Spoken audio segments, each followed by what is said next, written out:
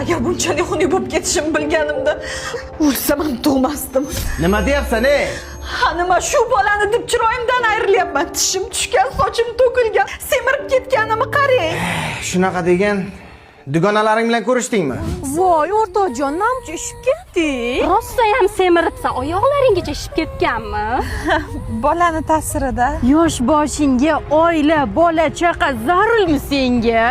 Mazza qilib o'ynab, kulib yashasang-chi.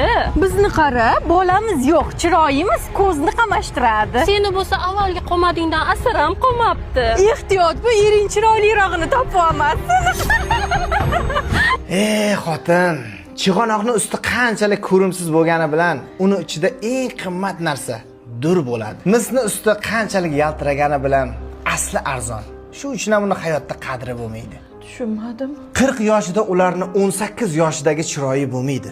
Seni 40 yoshingda esa yer ko'kka ishonmaydigan farzandlaring va suyanadigan turmush o'rtog'ing bo'ladi. Lekin ular mazza qilib, Sen ularni kunduzi mazza qilib yurgandan xabardorsan xolos. Lekin oilasiz ayollarni kechalari yolg'izlikdan o'pkasi to'lib yig'lashdan bexabarsan. o'zimiz ijarada tursak, bolani qanaqa boqamiz? Eskilardan qolgan bir gap bor.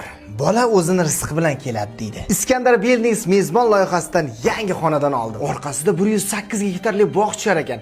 Bolamiz yurib ketguncha oylik to'lovdan ham qutulib olamiz. Shunda men xunukmasmanmi? Xotin, bitta narsani esingdan chiqarma. Bu dunyodagi eng chiroyli ayol bu homilador ayol hisoblanadi. Fikrimga qo'shilganlar bitta like bosib ketamiz. Zaminga nur qo'ygan samosan ayol